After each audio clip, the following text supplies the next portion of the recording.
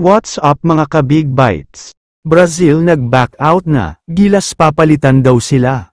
Pero bago ka sana magpatuloy sa panunood ay huwag mong kalimutang mag-subscribe sa aking YouTube channel. Syempre bago ang balita tungkol sa Gilas Pilipinas at sa Brazil, may nakakagulat at mabigat na update lang muna tayo sandali sa PBA, dahil isang shocking at blockbuster trade ang ginawa ng Barangay Ginebra at Terra Firme Jeep. Ang involved lang naman ng mga players dito ay ang superstar ng Ginebra na si Christian Standhardinger at Stanley Pringle, kapalit naman ang mga magagaling na player ng Terra Firma na si Isaac Go at Stephen Hall.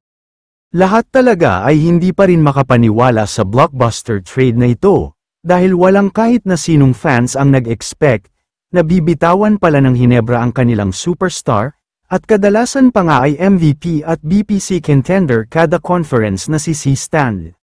Nagkaroon din ng pick swap ang parehong team, kaya naman ang former 10th overall pick ng Ginebra ay magiging pangatlo, ang former 3rd overall pick naman ng Terra Firma ay mapupunta sa pang-10 pick.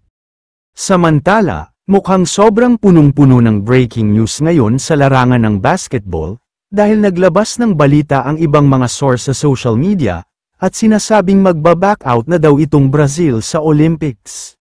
Ang dahilan daw kasi ay masyadong maraming mga fans ang sinasabing hindi naman daw nila deserve ang makapasok sa Olympics, dahil nang daya lang naman sila kontra sa Gilas Pilipinas noong nagharap sa semifinals.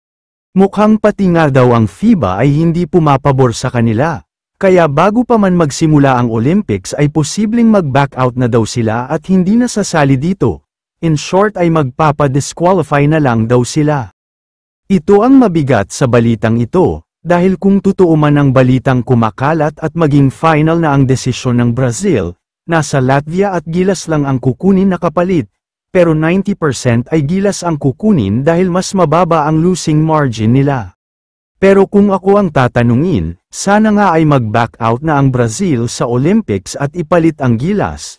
Dahil kung may isang team ang talagang deserving na makapasok dito, ito ay walang iba kundi ang Gilas Pilipinas talaga.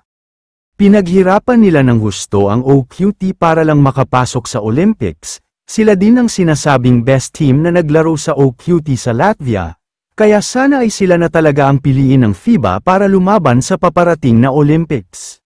Kaya naman kung kayo ang tatanungin, dapat nga bang maglaro ang Gilas sa Olympics? I-comment mo naman ang opinyon mo tungkol sa tanong na ito. Dito na muna nagtatapos ang video na ito. Maraming salamat sa panunood mga ka-Big Bites. God bless sa inyong lahat.